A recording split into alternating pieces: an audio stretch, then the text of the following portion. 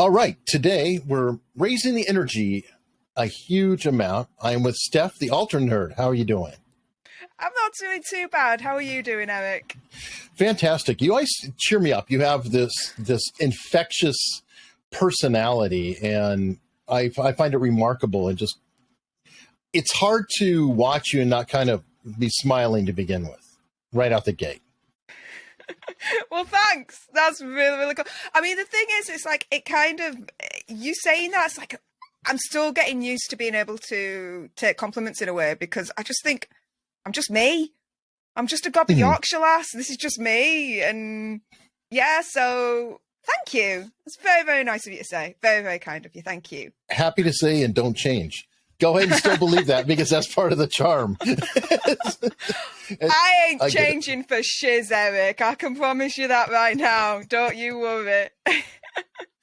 Well, so, okay, while we're on that, I haven't seen really any interviews with you directly, like who you are, where you came from. I learned about you from Popcorn Planet and your own channel. And oddly enough, I think I saw you on your own channel before Popcorn Planet. Oh, okay. That's a bit of a role reversal, but fair play. Do you remember what video it was or what I was gobbing off about at the time? Marilyn Manson. Okay, yeah. I think it was a Marilyn Manson. You did a video like a year ago, and you had done one recently. And somebody was saying, you know, Steph did this video on Manson recently. I saw that you had done one a year before, and I'm one of those weirdos. So I'm like, well, wait a minute. Let me go see what she said then versus what's now. And just kind of, you know, check them both out. And then, well, you actually wound up on my channel recently. So yeah, it's pretty cool. And then I saw you on Popcorn Planet, which I had heard about because our mutual friend Nate is on there from time to time. So all the channels run together. Yeah, it's all we're all pretty much interlinked in some way, shape or form, like the 7 degrees of separation. We're kind of all linked anyway into this one big YouTube community that somehow I just fell into. This was not by design, I can promise you that now. But the Marilyn Manson videos, my research to that has had to actually take a bit of a side burner, really, with everything else that's going on at the moment. I'm not saying that the Marilyn Manson isn't an important focus. It is me to figure out who's innocent, who's not, and really make my mind up about that. But, you know, the whole Bouzy situation that's entered the arena and the possibility that, you know, on our side of the pond, our data protection laws might actually be violated, I kind of feel is like at the moment, like a higher priority for me to, you know, investigate, figure out, and go to the relevant authorities once the countdown's ended, and take it further. So, yeah, the Marilyn Manson research, it will come back, but yeah, this is Bouzy stuff's kind of taken precedence. So, we're definitely going to get to that because it's kind of the premise for everything here. But I did want to go into, you said you're from the community, you sort of fell into YouTube. So I would love to hear how someone from the community falls into YouTube. So it was about just over 3 years ago now. I still watch him. I love Philip DeFranco and the Philip DeFranco show, and he used to have a segment called Today in Awesome, which he stopped doing now, which is a shame. And on one of these segments, he turns around and he says, oh, and Andy Signor from Popcorn Planet has released a video called Me Too Misfire, you might want to watch it. So I did. And he was dropping all these receipts as to how all these allegations against him were false. And he was proving it, receipt after receipt after receipt. Now, I was a fan from the Screen Junkies days, and I was never a troll or anything like that, but I was one of those people that believed the allegations, admittedly because of my own bias, because I have actually been through SA when I was a child repeatedly and all that. I'm sorry. So, it's what it is. But because of all that, because of my bias, I believed the allegations. So when he dropped these receipts, I was like, oh my goodness, they actually cancelled the wrong person here. So I messaged him on Instagram, and I just said, pretty much in a nutshell, thanks for the video. I used to believe these allegations, not anymore. I'm now subscribed to your channel. I wish you future success. And that was it as far as I was concerned. But he actually messaged back. And then we started messaging to and forth. And then it wasn't until the following year in March, just before the first lockdown in the UK, that he messaged me saying, we're on stream at the moment. We think it's a good time for you, because it was about 6:30 UK time. He says, do you want to jump on and say hi before it finished stream? I thought, okay, I will do. So I went on, and there was him, Lewis from Nerd Report, and Jodie from Jodie's Corner. And so opened me gob, said hi to everyone, chilled out, had a bit of fun, debated whether Ocarina of Time was better than Majora's Mask. Side note, it is. And then it kind of snowballed into Andy contacting me a couple of days later saying, I've got this video idea about the New Warriors comic book. What do you think to it? And I said, I think it's a load of pants. He says, brilliant. Want to come on and do a video with me? I thought, okay. And then from doing videos with him, it then kind of went to, I've got an idea for this title. What do you think to it? And I was like, well, possibly I'd term it like this instead. And then as he was asking more advice from me, I thought, you know what? I better learn this YouTube stuff in terms of, you know, effective titles, descriptions, tags, SEOs, that kind of thing. So I went into all of that. And then, yeah, it just kind of never asked for it, never aimed for it, but it was just kind of like a slow kind of build up to where I am now, which is executive producer and co-host of Popcorn Planet, and I've got my own channel. So I just fell into it by accident, but I love it. So, yeah.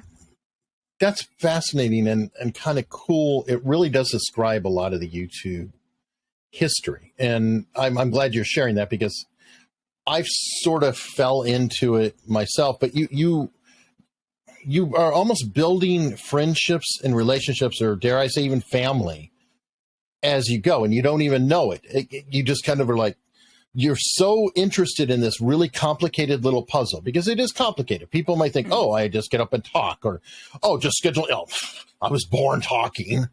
We all can talk. I mean, how hard is that? I've actually run marathons. It's kind of the same thing. It's like, well, Jesus, I've been able to run since I was 4 years old. How hard is it to run? It's like, harder than you think. How hard is it to just talk to somebody? Harder than you think. How do you get people to notice it? Harder than you think. And so you wind up getting with these really like-minded people, and nobody has really figured it out. Otherwise, everybody would have, 100 million viewers. It would just be, boom, oh, here's my channel, instantly there.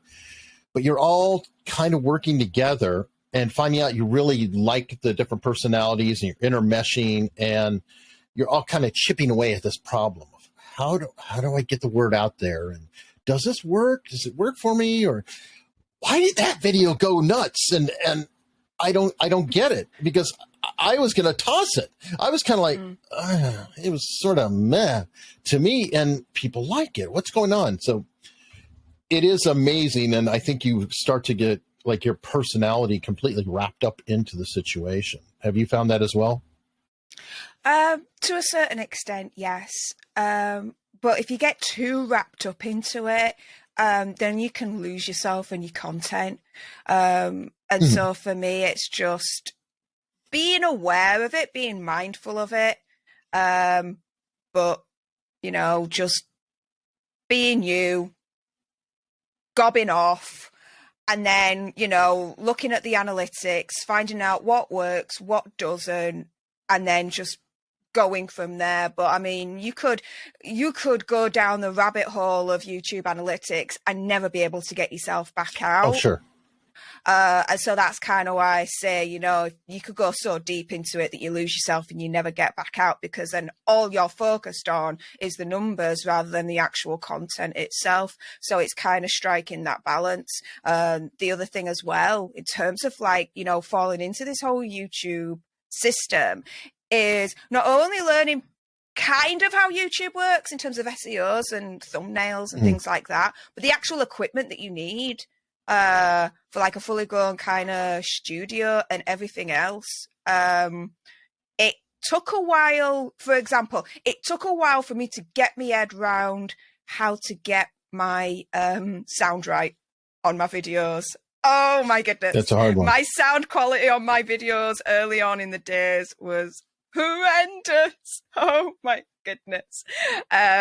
So yeah, in terms of like the tech, that was the biggest thing to get me head round in terms of working sound wise. How about you with the tech? Well, I started as a podcast, and I want to revisit one thing. When I'm speaking of the reaction, believe it or not, analytics are secondary. I'm more concerned about the comment section in the chat because I feel like YouTube follows the people. So if people like it and people are giving you positive feedback and they're coming back to you, then YouTube will follow that. And a lot of people think you can game the algorithm. It's like, well, I'll just get a search. I'll get in this. But I kind of think it's the opposite. Or maybe I'm misinterpreting, but I do think it's a matter of if there's an audience and YouTube sees that you have an audience or that people like what you're doing and you're responding to them and communicating, YouTube just wants to put ads in front of them. So they don't really care too much about you. I can kind of see where you're coming from there, but the way that my mind works, I'm very analytical, very data-driven, data-focused, that kind of thing, which is why, do I read all the comments? Hell yes. Do I have time to respond to all the comments? Oh, no. Unfortunately, no. But I do read all the comments. Of course I do. But for me, it's like, I gauge a success of a video, the channel, this, that, and the other, really in the analytics, because I find that cold hard data doesn't lie. True. And so it's more trustworthy for me anyway. So there's no right or wrong way in terms of how you measure channel success, in all honesty, I've found, but that's just kind of like my process and my thing to do on that one. True. Now, equipment. I started as a podcast, so sound was first, which actually my personal opinion is it's better to focus on sound first over video, but then I have a face for radio. So, what do you, it's very natural for me to see that way. Dude. And people, a lot of my audience, I don't think even watch, they put their phone in their pocket and they just listen to a show quite often. And I try to be mindful of that, especially at one time I was trying to do both, where I was a podcast and a video podcast. So, hey, look at this. Isn't that awesome? Is not a cool thing for people who listen. Because then they're like, what is he showing? So I've tried to learn, and I'm not always good at it, but to say, yeah, you see, I'm holding up the new iPhone here, and it's got this background, blah, blah, blah, blah, and try to describe it verbally. And that's kind of an art. And as far as tech goes, let me see, I used to have this like a plain wall and a logo thing that was sort of hanging on cloth. It was sagging behind me. And I fell into it by a friend of mine, Chase Hughes, who is part of the behavior panel now. And Chase, this is before the behavior panel, wanted to have a video. So he's like, hey, Eric, why don't we film a video? I'm like, I don't do video, dude.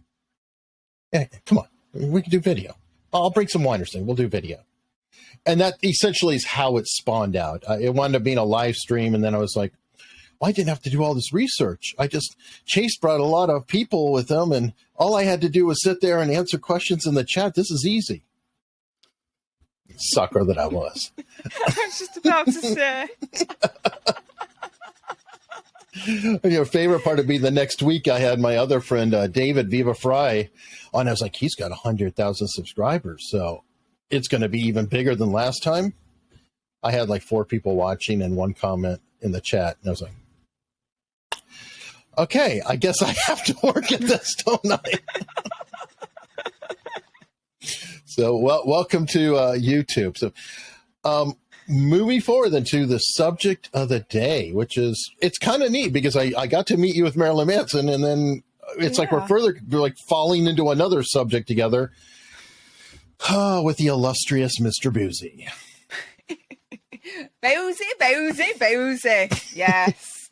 Oh my goodness. Yeah, he's a gift, all right. But Christopher Bouzy of Bot Sentinel, CEO of Bot Sentinel, has kind of had a run-in with our mutual friends, and I guess me to some degree directly too. And while you've been kind of watching out and following this with Popcorn Planet, having Nate on, and then Trevor Colt on, who I've also had on, because it's an interesting story, you've made some discoveries that perhaps he's not treating the data properly. Can you elaborate? Perhaps. Yeah. So just a little bit of a disclaimer. Anything that I do say in terms of this subject, they are not allegations.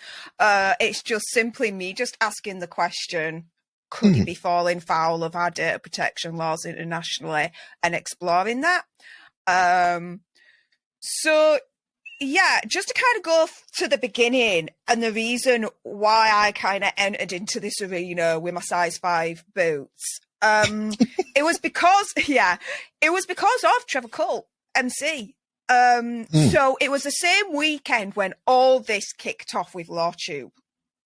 What happened was I was on Twitter and I saw Christopher Bouzy with one of his tweets celebrating this fact that he had taken down the demonetization of another channel, Trevor Colt MC. Now, I knew who Trevor Colt MC was. So for those that don't know, just a little bit of a quick overview. He's a UK veteran of the armed forces, has been awarded the Military Cross, which is one of the highest kind of awards that you can get in the military.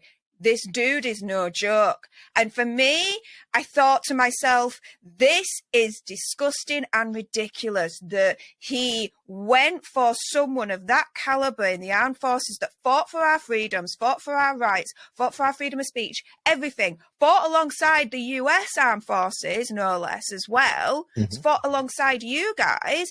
And not only did you demonetize him, but you celebrated that as well. Like, how disrespectful that is to that caliber of a man. And so that really started to get me angry. And then it started me wondering even further, thinking, do you know what? He's never going to stop. He's never going to stop. He's going to continue. Every single person on this YouTube platform, in my opinion, conspiracy theory, whatever, is not safe from this dude. Because if you say something and he disagrees with it because it's not alongside his narrative or Bot Sentinels or whatever, in my opinion, he's going to come after you and he's going to try and get you demonetized. So for me, it was like, do you know what? Selfishly, I thought as well, it's only a matter of time before he comes to me. Because I'm totally anti-Amber Heard. And I really don't like Meghan Markle for my own reasons. Legitimate reasons, not to do with colour, race. I don't care about that. Okay, stop. But I hate that for a second. Be honest with me. Did you know she was black? To be honest with you, I knew that she was mixed race. Immediately when you saw her, or you read about it? Because honestly, most people I've ever met or know who have seen her, they had no idea. Nobody really thought about it.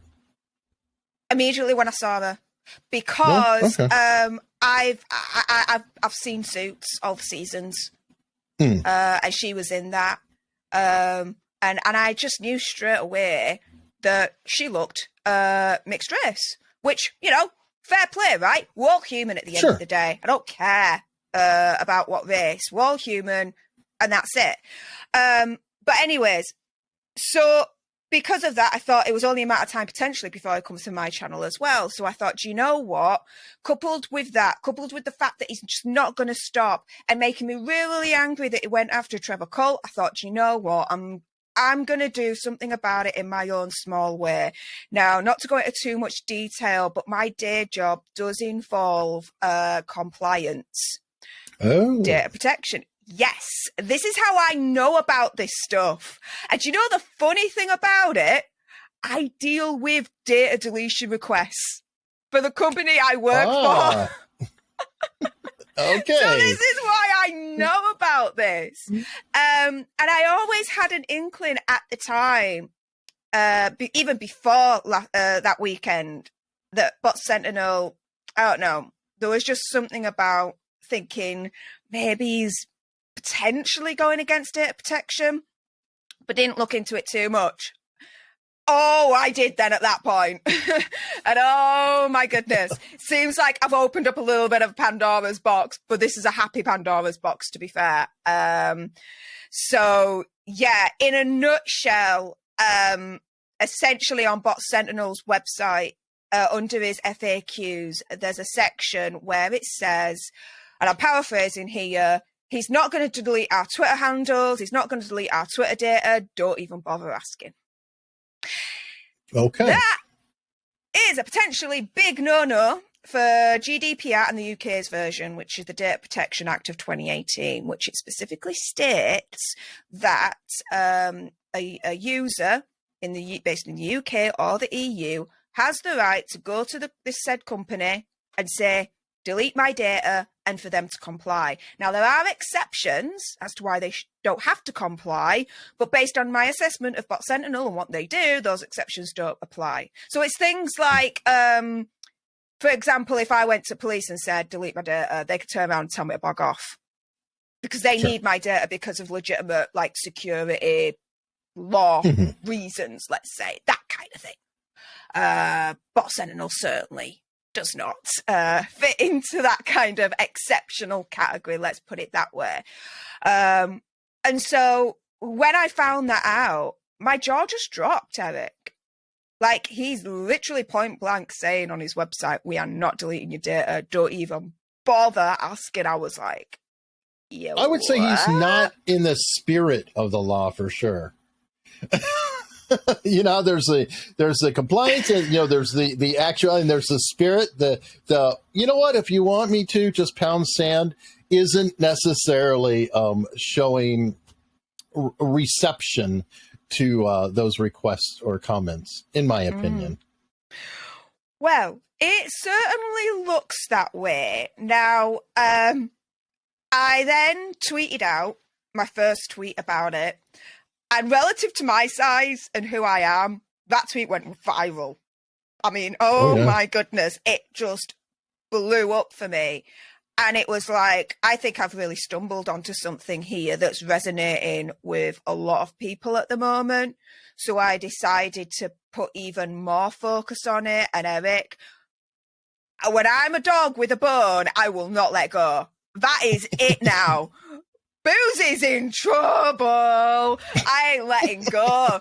Dude, oh my goodness. And so I started to get into it more, and I then started to look at his privacy policy, which is absolutely a joke. Now, in his defense, okay, have you keep it 100, have you screenshotted and downloaded? By the way, I just realized I forgot. Has anyone archived a site first off to make sure that we don't suddenly get a change and it's like, oh no, I never did that, and screenshot everything to make sure there's a record of it? Yes, there's a Wayback Machine, Internet Wayback Machine, and I've done that. Okay, good. Yeah. So his privacy policy is a joke, Eric. Like, first and foremost, let's keep it 100. Really, really easy to find on his website. So that's really good. It's very easy to find, very accessible. So fair play to him on that score. However, he first quotes towards the end the Californian privacy law, which to my understanding also gives Californians the right to be forgotten, the right for their data to be deleted. Very similar. Yeah. However, he doesn't offer that option, so how can he quote that? And then secondly, his privacy policy is incomplete. There is, under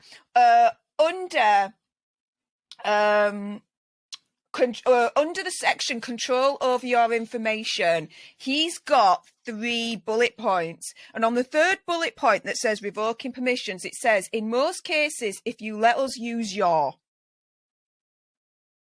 Let implies an opt-in. If you let us use your, that's it. Oh, you mean it stops there? Yeah, I if you didn't, let us use your I didn't know what? that. Okay. Alpacas, I thought you were pausing. pigs, rainbows, cow bags, idiots, boozy Oxygen. mucks. Who knows? Exactly, right? Right? So I thought then, hang on a minute, how can anyone agree to use Bot Sentinel and agree to a privacy policy that isn't even complete? Sounds like he has a cookie cutter template site that has a character limitation on that section. In my opinion, I wouldn't know. I've never done. Yeah, I've done WordPress. I'm sorry, but that is very funny to see from a data engineer and master programmer. Little oversights like that. Mm-hmm. Oh, but there's more. Please. I then delved into every single of Twitter's terms and conditions documents that they've got. Firstly, he's screwed with his privacy policy because on his privacy policy, Twitter states that he needs to have a contact information on there as to the name and contact information of who to contact if anyone has any queries about privacy policy or the data or anything like that. There's none of that. None of that whatsoever. Also, as well, on other terms and conditions of Twitter, it literally quotes GDPR, the UK Data Protection Act of 2018. It's literally in his terms and conditions that he needs to be abiding by that as well. And in my opinion, conspiracy theory, whatever, he's not. So yeah, it was very, very interesting delving into all of that. He is in some major trouble as far as I'm concerned. And I've contacted Twitter's data protection officer, otherwise known as a DPO, and I've put everything in. Absolutely everything, including most recently only today, quoting their bits from each and every terms and conditions that I could find, quoting them and saying why I think he's in violation of each one. Giving him 30 days to respond, including contacting Mr. Christopher Bouzy, giving him 30 days to respond, after which TikTok, if they don't respond with a response that's, I agree with, I then go to the Information Commissioner's office and let the real pain begin. I love it. By the way, I don't know. See, I'm blocked by Bouzy. It's a pretty big club. And I am as well.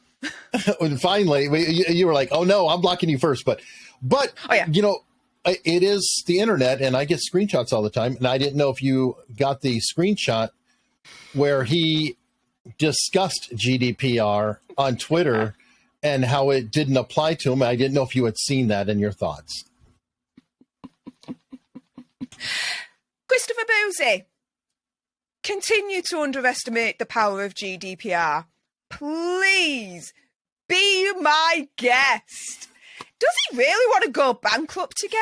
Because if he is found in violation of GDPR, he could be fined up to 20 million euros or 4% of his global average turnover, whichever is higher. So yeah, well, I wonder Mr. which Bouzy, is higher. Oh, I wonder as well. Yeah. So yeah, Mr. Bouzy, please continue to underestimate the power of GDPR. Please do so. Absolutely. You crack on, lad. You crack on. Joke. Well, I tell you, what a joke. That's perfect. A perfect way to send it out. We've got a great message for him. And everyone else, if you're concerned about your data, perhaps you should look into it and report yourselves. There's, I'm sure, people in California who are very concerned with how their data is being used, as well as the rest of the EU. I highly encourage everybody to take their civic responsibility and maybe report that there could be a data problem. And on that note, Steph, thank you so much. Thank you very much, Eric, for having me.